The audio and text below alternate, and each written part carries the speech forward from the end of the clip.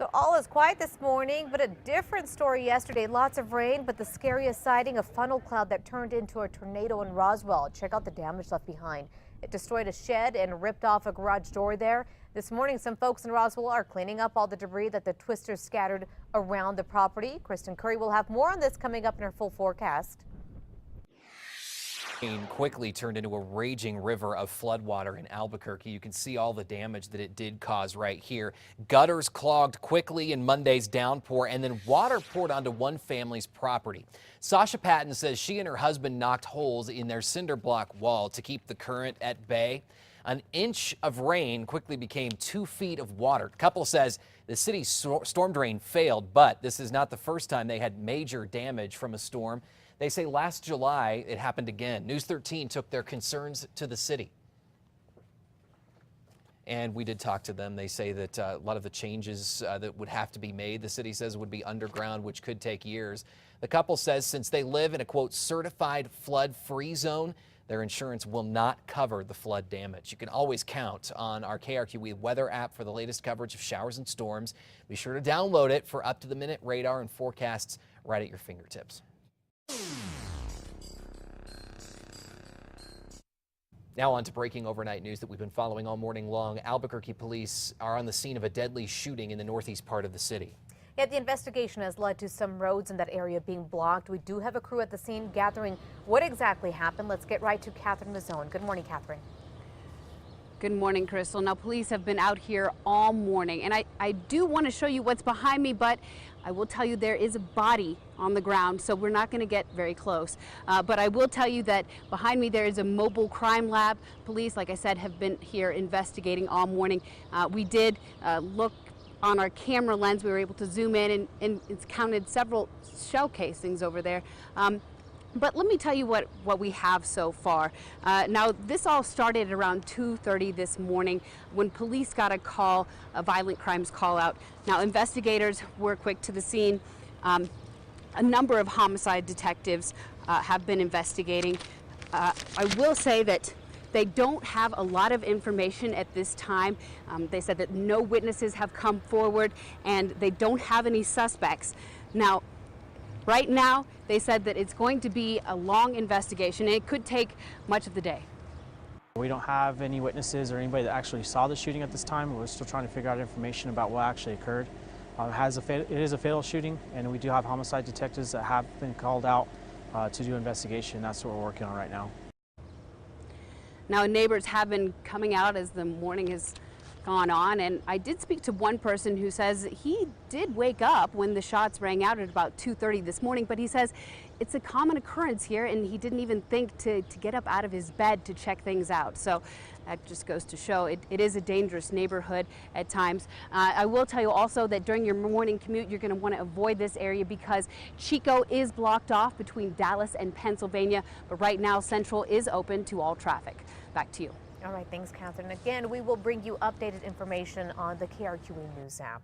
New facts this morning about the Sunday night shooting in Garland, Texas, outside a cartoon contest depicting the Prophet Muhammad. Investigators say the two men responsible were equipped with 2 long guns and 4 handguns. And even though the 2 outgunned the security guard at the entrance, the officer, who only had a pistol, managed to shoot those 2 men shortly after they opened fire. While ISIS is claiming responsibility for the attack, new reports say there doesn't seem to be a direct link. But officials do say the attack fits with a pattern of ISIS recruitment using social media to encourage sympathizers to attack. This is where capacity bumps up against the reality of what's going on with terrorism right now, which is membership. And the notion of membership is simply, do you have an iPad? Do you have access to the cloud? Okay, you're a member of ISIS if you choose to be. The violence in Garland has drawn comparisons to a deadly attack at the Paris office of the French satirical newspaper Charlie Hebdo. But this morning, that paper's editor says there is no comparison between the two. And developing news this morning, deputies have arrested 2 women for allegedly stabbing and beating a man because he made racial comments. It happened around 3:30 yesterday morning near Osuna and 2nd Street. Deputies say Rebecca Walker and Fenice Nakai attacked the man at his home after they had met him at a local bar. The victim remains at UNM Hospital this morning. He is expected to recover. We turn now to news out of our nation's capital. The Department of Justice is busy reviewing its investigation into the Baltimore Police Department, and they should be expected to present their findings here within the coming weeks. Meanwhile, newly appointed Attorney General Loretta Lynch is in Baltimore, where she says she'll work to improve the police department in the city. Lynch met yesterday with the family of Freddie Gray, the 25-year-old man who died last month of injuries that he got while in police custody. 6 officers are now charged in his death, which Baltimore City State Attorney says was the result of an illegal arrest. How about this? A quick thinking state trooper may have actually saved a life. Yeah, he did it in the middle of a busy interstate. Listen to this story. Captured on dash cam, you can see Trooper Tracy Bolin pulled over to the side of what he thought was a stalled truck. The truck suddenly takes off, then stops. What the trooper thought was a fight was breaking out inside the cab. It was actually a teen trying to help his father, who's having a heart attack. The trooper then grabs the man, lays him on the ground, begins doing chest compressions. Shortly after, help does arrive. The man was then taken to the hospital. He is expected to be okay. Wow, tense moments. Unbelievable, right? A dramatic video this morning shows the rescue of migrants who were trying to make their way from the African coast to Italy. Thousands have attempted the journey in overloaded boats provided by human traffickers. Hundreds have died. Commercial ships have now been pressed into helping European Union rescue boats in saving as many lives as possible, and that sight is becoming all too common A lot of people on social media were sharing this and talking about it. It's very tense is a good word for it there too, as you watch them try to climb up.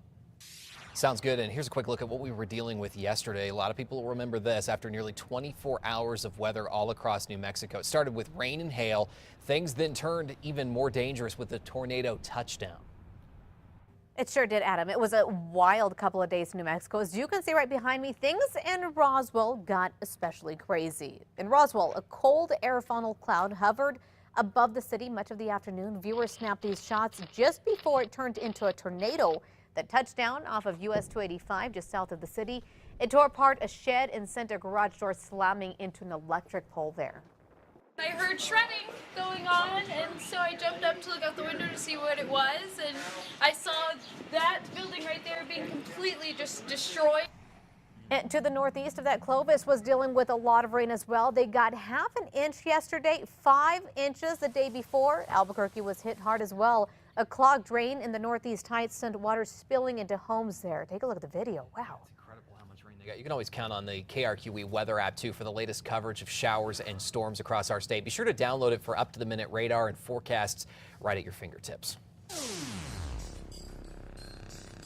We turn now to some breaking overnight news this morning. Albuquerque police rushed to the scene of a deadly shooting in Northeast Albuquerque. They are still there this morning. There is limited information about exactly what happened right now. We do have a crew, though, on the scene gathering information for us. Let's get right to Catherine Mazzone. She's spoken with police this morning. Catherine?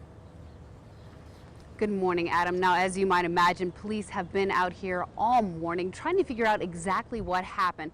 Now, if you take a look behind me, you can see a bicycle in the road and several investigators. Obviously, we don't know what role that bicycle played, if any, but we do know that they've been taking a close look at it. Now, around the corner, you can't see it, but there is a mobile crime lab as well as the body. Police, again, have been working all morning, but here is what we know so far.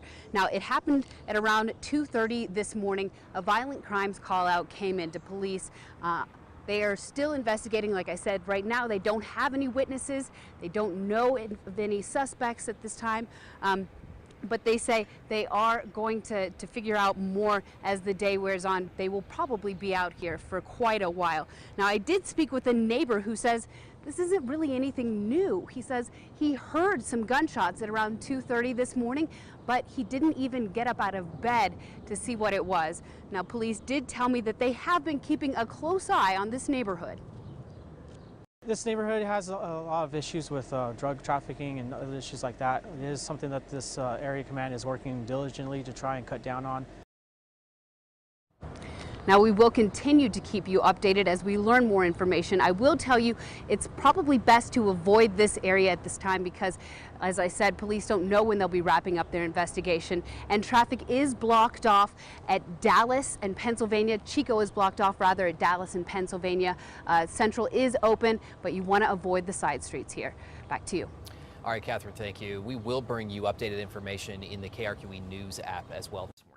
We turn now to this. A teen accused of trying to rob a convenience store in Albuquerque picked the wrong place. It happened at the Chevron at Indian School in San Mateo yesterday afternoon.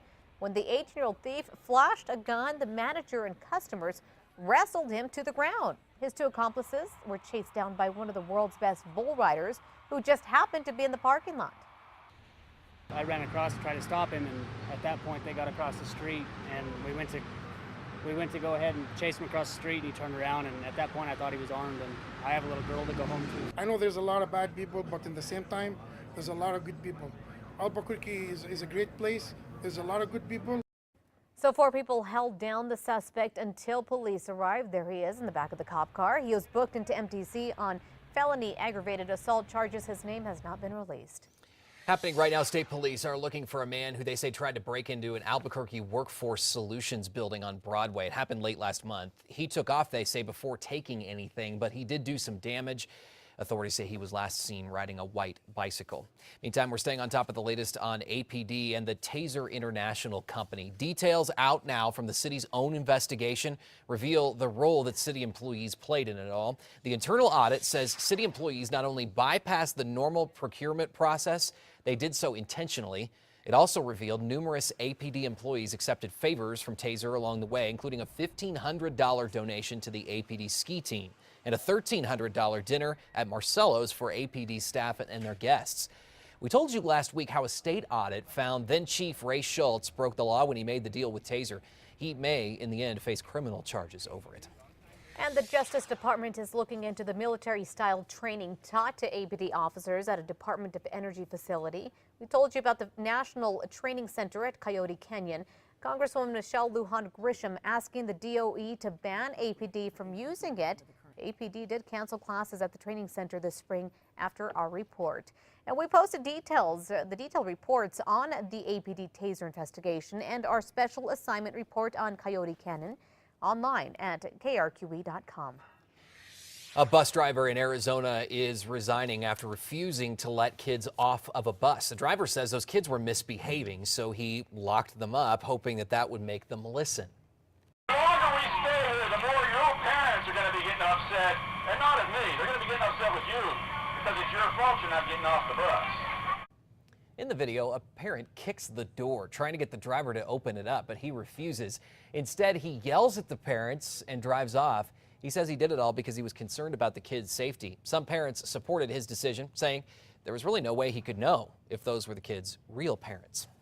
Okay, listen to this story. A woman is credited with saving a woman and her kids from a dangerous hostage situation after seeing a message for help on a pizza delivery order. The order comes through and she had edited her ticket. So on the bottom it said hostage help, and on the top it said get 911 help. So the manager noticed the address as a regular customer and immediately knew it was not a prank. They then called 911. Deputies responded to the house. Ethan Nickerson's girlfriend ran from the house carrying a baby. Now, Nickerson was still inside armed with 2 other children. He eventually came out and is now facing several charges, including false imprisonment. Quick thinking by both the person who ordered that and the pizza delivery manager. Yeah. It's amazing. And the good thing is that they knew we need to call 911. Absolutely. Instead of thinking, oh, this is just a prank. Yeah, we want to make sure wonder what you'd think in that situation, right?